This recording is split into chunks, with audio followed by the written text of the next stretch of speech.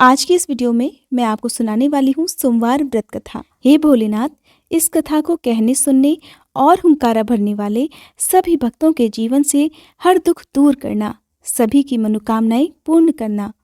पौराणिक कथा के अनुसार एक समय की बात है। किसी नगर में एक साहूकार रहता था। उसके घर में धन की कोई कमी नहीं थी, लेकिन उसकी कोई भी संतान नहीं थी। इस कारण वो बहुत दुखी था। पुत्र प्राप्ति के लिए वो हर सोमवार व्रत भी रखता था और पूरी श्रद्धा के साथ शिव मंदिर जाकर भगवान शिव और माँ पार्वती की पूजा भी किया करता था। उसकी भक्ति देखकर एक दिन माँ पार्वती प्रसन्न हो गई और भगवान शिव से उस साहूकार की मनोकामना पूर्ण करने का आग्रह करने लगी। देवी पार्वती की इच्छा सुनकर भगवान शिव ने कहा कि हे पार्वती, इस संसार में हर प्राणी को उसके कर्मों का फल मिलता है और जिसके भाग्य में जो हो उसे भोगना ही पड़ता है। लेकिन पार्वती जी ने साहूकार की भक्ति का मान रखने के लिए उसकी मनोकामना पूर्ण करने की इच्छा प्रकट की।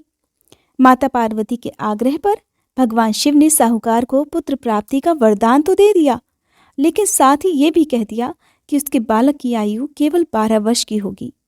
माता पार्वती और भगवान शिव के बीच इस संवाद को वो साहूकार सुन रहा था। उसे ये बात सुनकर ना तो खुशी हुई और ना ही दुख, बल्कि वो पहले की तरह भगवान शिव की पूजा करता रहा और उपवास भी रखता रहा। कुछ समय के बाद साहूकार के घर एक पुत्र का जन्म हुआ। जब वह बालक 11 वर्ष का हुआ तो उसे पढ़ने के लिए काशी भेज दिया गया। साहूकार ने पुत्र के मामा को बुलाकर उसे बहुत सारा धन दिया और कहा कि तुम इस बालक को काशी विद्या प्राप्ति के लिए लेकर जाओ और रास्ते में यज्ञ भी कराते जाना। जहाँ पर भी यज्ञ कराओ वहाँ ब्राह्मणों को भोजन कराते हुए और दक्षिणा देते हुए ही आगे बढ़ना। अब दोनों मामा भांजे इसी तरह यज्ञ कराते और ब्राह्मणों को दान दक्षिणा देते हुए काशी की तरफ चल पड़े। रास्ते में एक नगर पड़ा, जहाँ नगर के राजा की कन्या का विवाह था। लेकिन जिस राजकुमार से उसका विवाह होने वाला था वो एक आंख से काना था। राजकुमार के पिता ने अपने पुत्र के काना होने की बात को छुपाने के लिए एक चाल सोची। साहूकार के पुत्र को देखकर उसके मन में एक विचार आया। उसने सोचा, क्यों न इस लड़के को दूल्हा बनाकर राजकुमारी से विवाह करा दूं। विवाह के बाद इसको धन देकर विदा कर दूंगा और राजकुमारी को अपने नगर ले जाऊंगा। लड़के को दूल्हे के वस्त्र पहनाकर राजकुमारी से विवाह करा दिया गया। लेकिन साहूकार का पुत्र ईमानदार था। उसे ये बात बिल्कुल ठीक नहीं लगी। उसने अवसर पाकर मंडप में ही राजकुमारी के चुन्नी के पल्ले पर लिख दिया कि तुम्हारा विवाह तो मेरे साथ हुआ है, लेकिन जिस राजकुमार के संग तुम्हें भेजा जाएगा वो एक आंख से काना है। मैं तो काशी पढ़ने जा रहा हूँ। जब राजकुमारी ने चुन्नी पर लिखी बातें पढ़ी तो उसने अपने माता पिता को ये बात बताई। तब राजा ने अपनी पुत्री को विदा नहीं किया, जिससे बारात बिना दुल्हन के ही वापस चली गई। दूसरी ओर साहूकार का लड़का और उसका मामा काशी जा पहुंचे। वहां जाकर उन्होंने यज्ञ किया। जिस दिन लड़के की आयु 12 साल की हुई उस दिन भी यज्ञ रखा गया। लड़के ने अपने मामा से कहा, मामा, आज मेरी तबीयत कुछ ठीक नहीं है। मामा ने कहा कि तुम अंदर जाकर सो जाओ। शिव जी के वरदान अनुसार कुछ ही देर में उस बालक के प्राण निकल गए। मृत भांजे को देखकर उसके मामा ने विलाप करना शुरू कर दिया। संयोगवश उसी समय शिव जी और माता पार्वती उधर से जा रहे थे। माता पार्वती ने भगवान शिव से कहा, हे स्वामी, मुझे इस व्यक्ति के रोने का स्वर सहन नहीं हो रहा। आप कृपया इस व्यक्ति के कष्ट को अवश्य दूर करिए। जब भगवान शिव मृत बालक के पास गए तो कहने लगे कि ये तो उसी साहूकार का पुत्र है जिसे मैंने 12 वर्ष की आयु का वरदान दिया। हे देवी पार्वती, अब इस बालक की आयु पूरी हो चुकी है। लेकिन ममता से विभोर होकर माता पार्वती जी कहने लगी, हे महादेव, आप तो सभी के दुख दूर करते हैं, अपने भक्तों की मनोकामनाएं पूर्ण करते हैं। कृपया आप इस बालक को दीर्घायु होने का वरदान प्रदान करें, अन्यथा इसके वियोग में तो इसके माता पिता भी तड़प तड़प कर मर जाएंगे। माता पार्वती के आग्रह पर भगवान शिव ने उस लड़के को पुनर्जीवन होने का वरदान दे दिया। भगवान शिव की कृपा से वह लड़का जीवित हो गया। शिक्षा समाप्त करके लड़का अपने मामा के साथ वापस अपने नगर की ओर चल दिया। दोनों चलते हुए उसी नगर में जा पहुंचे जहां उसका विवाह हुआ था। उस नगर में भी उन्होंने यज्ञ का आयोजन किया। उस लड़के के ससुर ने उसे वहां पहचान लिया और महल में ले जाकर उसकी खूब खातिरदारी की और फिर ढेर सारा धन देकर अपनी पुत्री को उसके साथ विदा कर दिया। इधर साहूकार और उसकी पत्नी भूखे प्यासे रहकर अपने बेटे के आने की प्रतीक्षा कर रहे थे। उन्होंने प्रतिज्ञा ले रखी थी कि यदि उन्हें अपने बेटे की मृत्यु का समाचार मिला तो वो भी प्राण त्याग देंगे। परंतु अपने बेटे के जीवित होने का शुभ समाचार पाकर वे बहुत प्रसन्न हुए। उसी रात को भगवान शिव ने व्यापारी के स्वप्न में आकर कहा, हे श्रेष्ठी, मैंने तेरे सोमवार के व्रत करने और व्रत कथा सुनने से प्रसन्न होकर तेरे पुत्र को लंबी आयु प्रदान की है। और इस प्रकार जो भी भक्त सच्चे मन से सोमवार का व्रत रखता है या इस कथा को सुनता है और पढ़ता है, उसके सभी दुख भगवान शिव दूर कर देते हैं और सभी मनोकामनाएं भी पूर्ण कर देते हैं। हे भोलेनाथ, जिस तरह से आपने साहूकार के दुख को दूर किया, उसी तरह से इस कथा को सुनने वाले सभी भक्तों के दुख दूर करना। जय गणेश गिरिजा सुवन, मंगल मूल सुजान, कहत अयोध्या दास तुम, देहु अभय वरदान। जय गिरिजापति दीन दयाला, सदा करत संतन प्रतिपाला। भाल चंद्रमा सोहत नीके, कानन कुंडल नाग फनी के। अंग गौर शिर गंग बहाए, मुंड माल तन क्षार लगाए। वस्त्र खाल बाघंबर सोहे, छवि को देखी नाग मन मोहे। मैना मातु की हवे दुलारी, बाम अंग सोहत छवि न्यारी। कर त्रिशूल सोहत छवि भारी, करत सदा शत्रुन क्षयकारी। नंदी गणेश सोहे तह कैसे, सागर मध्य कमल हैं जैसे। कार्तिक श्याम और गणुराऊ, या छवि को कहीं जात न काऊ। देवन जब ही जाय पुकारा, तब ही दुख प्रभु आप निवारा। किया उपद्रव तारक भारी, देवन सब मिली तुम ही जुहारी। तुरत षडानन आप पठायऊ, लव निमेष मह मारी गिरायऊ। आप जलंधर असुर संहारा, सुयश तुम्हार विदित संसारा। त्रिपुरासुर सन युद्ध मचाई, सब ही कृपा कर लीन बचाई। किया तपहि भगीरथ भारी, पूरब प्रतिज्ञा तासु पुरारी। दानिन मह तुम सम को नाही, सेवक स्तुति करत सदाही।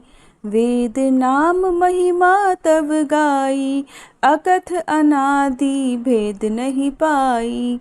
प्रकटी उदधि मंथन में ज्वाला, जरत सुरासुर भये विहाला। कि नहीं दया तह करी सहाई, नीलकंठ तब नाम कहाई।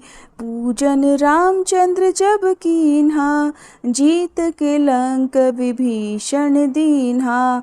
सहस कमल में हो रहे धारी, कीन्ह परीक्षा तब ही पुरारी। एक कमल प्रभु राखे उजोई, कमल नयन पूजन चह सोई। कठिन भक्ति देखी प्रभु शंकर, भय प्रसन्न दिए इच्छित वर। जय जय जय अनंत अविनाशी, करत कृपा सबके घटवासी।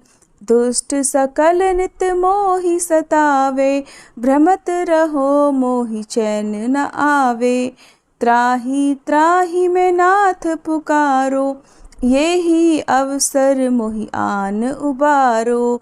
ले त्रिशूल शत्रुन को मारो, संकट से मोहि आन उबारो। मात पिता भ्राता सब होई, संकट में पूछत नहीं कोई। स्वामी एक है आस तुम्हारी, आये हरहु मम संकट भारी। धन निर्धन को देत सदा ही, जो कोई जाचे सो फल पाही। स्तुति के ही विधि करे तुम्हारी, क्षमहु नाथ अब चूक हमारी। शंकर हो संकट के नाशन, मंगल कारण विघ्न विनाशन। योगी यति मुनि ध्यान लगावे, शारद नारद शीश नवावे। नमो नमो जय नमः शिवाय, सुर ब्रह्मादिक पार न पाए। जो यह पाठ करे मन लाई, तापर होत है शंभु सहाई। ऋनिया जो कोई हो अधिकारी, पाठ करे सो पावन हारी। पुत्रहीन कर इच्छा जोई, निश्चय शिव प्रसाद तेहि होई। पंडित त्रयोदशी को लावे, ध्यान पूर्वक होम करावे। त्रयोदशी व्रत करे हमेशा, ताके तन नहीं रहे कलेशा। धूप दीप नैवेद्य चढ़ावे, शंकर सम्मुख पाठ सुनावे। जन्म जन्म के पाप नसावे, अंत धाम शिवपुर में पावे। कहे अयोध्या दास आस तुम्हारी, जानी सकल दुख हरहु हमारी। नित नेम कर प्रातः ही, पाठ करो 40। तुम मेरी मनोकामना पूर्ण करो जगदीश। मगसर छठी है मंत्र ऋतु, संवत 64 जान। स्तुति 40 शिव ही, पूर्ण कीन कल्याण। अब सुनिए भगवान शिव की आरती। जय शिव ओमकारा, स्वामी जय शिव ओमकारा। ब्रह्मा विष्णु सदा शिव, ब्रह्मा विष्णु सदा शिव। अर्धांगी धारा, ओम जय शिव ओमकारा।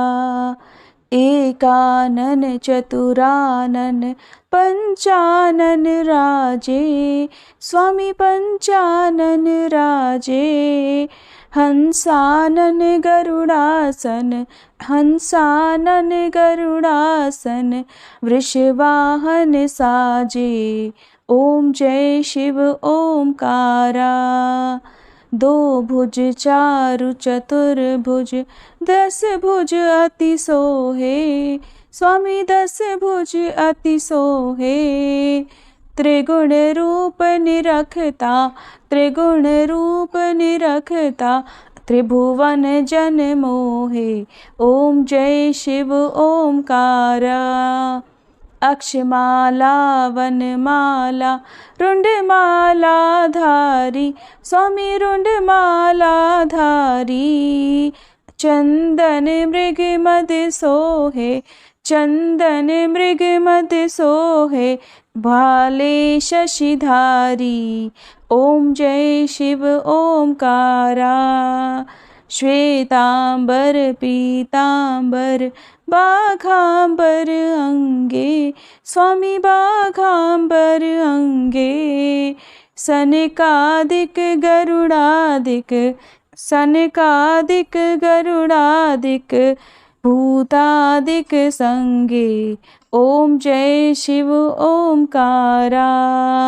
कर के मध्य कमंडल, चक्र त्रिशूलधारी। स्वामी चक्र त्रिशूलधारी। सुखकारी दुखहारी, सुखकारी दुखहारी। जग पालनकारी, ओम जय शिव ओमकारा। ब्रह्मा विष्णु सदा शिव, जानत अविवेका। स्वामी जानत अविवेका। प्रणवाक्षर में शोभित, प्रणवाक्षर में शोभित।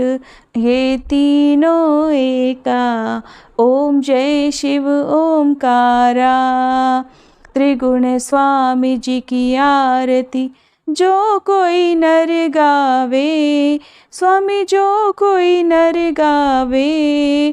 कहत शिवानंद स्वामी, रटत भोलानंद स्वामी, सुख संपत्ति पावे। ओम जय शिव ओमकारा, ओम जय शिव ओमकारा, स्वामी जय शिव ओमकारा। ब्रह्मा विष्णु सदा शिव, अर्धांगी धारा।